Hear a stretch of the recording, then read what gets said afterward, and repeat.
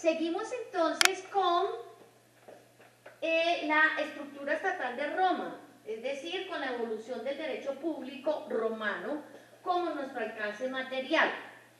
En el periodo arcaico, nuestro alcance temporal, para recordar que va desde mediados del siglo VIII a.C., aproximadamente el 753 con la fundación de Roma, hasta el siglo IV, en el año 367 a.C., con el acuerdo Patricio Plebeyocano, se formó la República y empieza el nuevo periodo.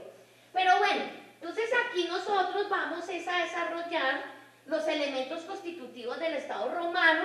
Ya hablamos de la población dentro de esa dimensión sociológica. Ahora entonces vamos a hablar de territorio, es decir, una estructura física, teniendo en cuenta pues la importancia de la geografía, el territorio, que es el elemento objetivo, o sea, nuestro alcance espacial. Entonces, el segundo elemento de los elementos constitutivos del Estado romano, después de la población, es el territorio, en este caso, de la civitas puritaria. Entonces, el territorio de Roma, en este momento, en el periodo arcaico, estaba constituido por la urbs y por el condado agri, la campiña romana, que con el tiempo se fue agrandando cada vez más. Entonces, hay que tener en cuenta lo que ya estudiamos en la historia de las fases del periodo arcaico, la fase latino-sabina, la fase etrusca y la fase de crisis.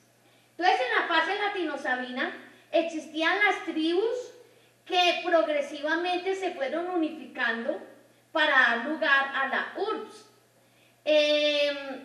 Acordémonos que esas tribus se formaron en el Latium en la fase de Génesis, que fueron las tribus de los ramnes, los titíes y los lúcheres. Se funda Roma y viene la unión con los sabinos y empieza la ciudad binaria latino-sabina llamada Septimontium, bueno, que estaba dentro del Septimontium, en los 7 montes, acordémonos, esa ciudad binaria de latinos y de sabinos, la urbs, rodeada por un pomerium dedicado pues al pastoreo, y luego estaba el condado agri, la campiña romana. Entonces vemos aquí, en la fase latino-sabina, cómo estaba la urbs con las tribus originarias de fundación de Roma, y por fuera estaba el condado, que representaba la campiña romana, el campo que conocemos nosotros, y que estaba dedicado especialmente al pastoreo. Luego entonces sabemos que llegan los etruscos y se da la fase etrusca. Bueno, en esta fase etrusca la urbs alcanzó su plena maduración, porque los etruscos trajeron evolución, trajeron mucha aplicación desde el punto de vista no solo social, sino económico. Entonces la agricultura intensiva pasó a ser una agricultura extensiva, pero acordémonos que los reyes etruscos primero fue Tarquinio Prisco, entonces por eso se habla de una urbs tarquiana, que encierra entre un pomerium único el territorio de esas 3 tribus, o sea, los ramnes, los titíes y los lúcheres. El condado fuera del pomerium, que está aquí el condado, y fue constituido para pastizales y pastoreo utilizados por las gentes patricias puritarias. Estaban organizadas en 30 curias, 30 curias, 10 por cada tribu. Acordémonos, las tribus, los ramnes, titíes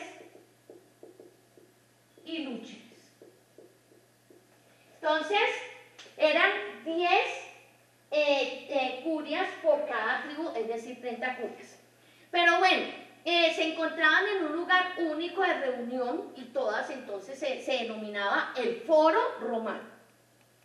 Pero después viene Servio Tulio, ya hablamos muchísimo de Servio Tulio como segundo rey etrusco.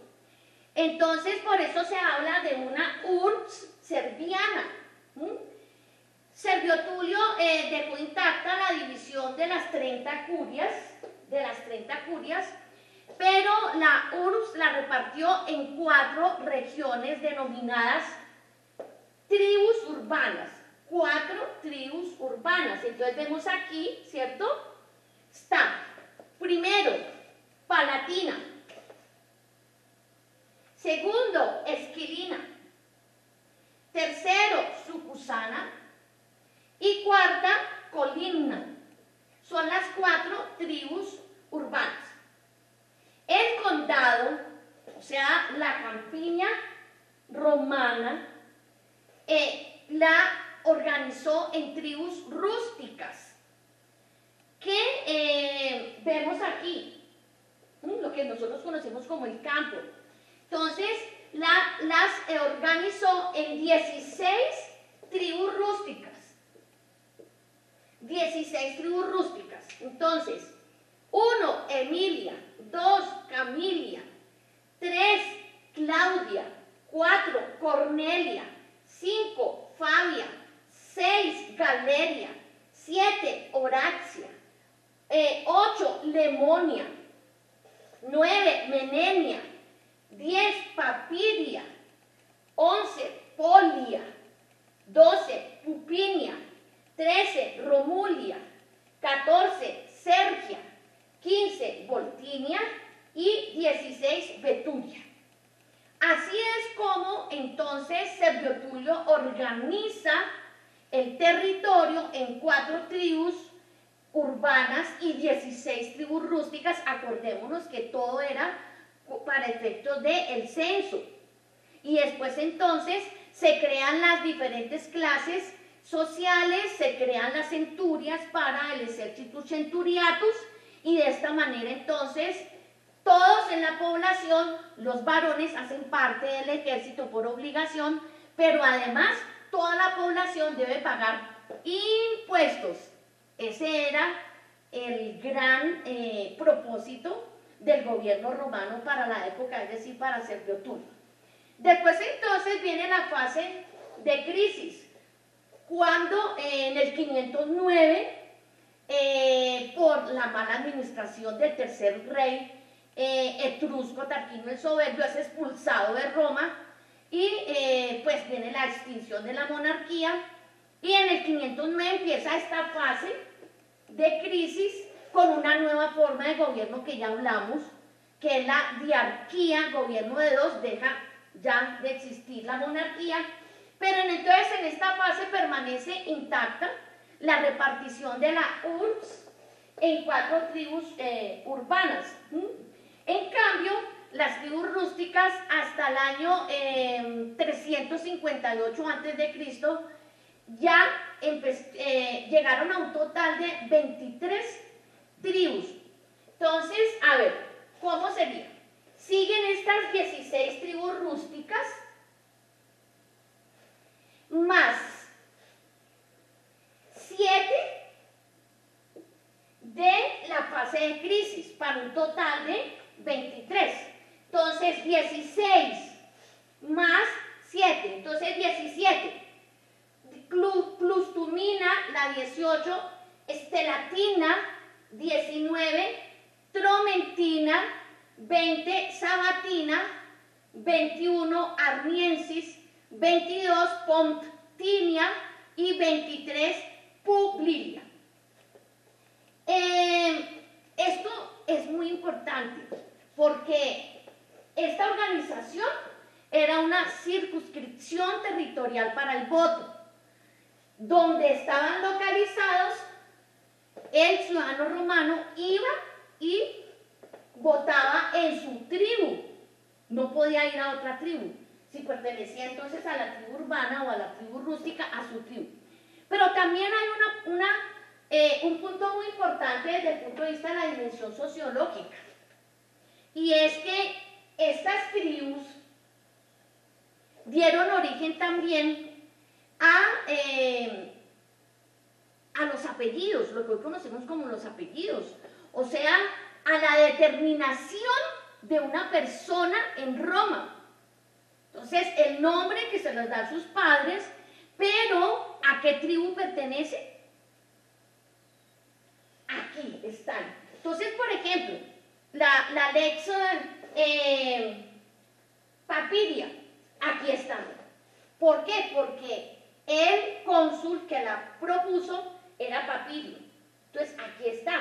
Lo mismo Publilia Filones, las leyes Publilia Filones, viene también de Publilio Filones, que pertenecía a esta tribu. Por eso es que es tan importante, o sea, la parte de poder identificar a un personaje en la vida política de Roma, o simplemente un ser humano llamado ciudadano romano que debía ser identificado dentro del territorio romano, que hacía parte de una población en Roma, todo esto organizado por un gobierno, como elementos constitutivos del Estado dentro de la dimensión sociológica. Entonces hoy el territorio, después entonces hablamos del tercer elemento que es el gobierno. Gracias.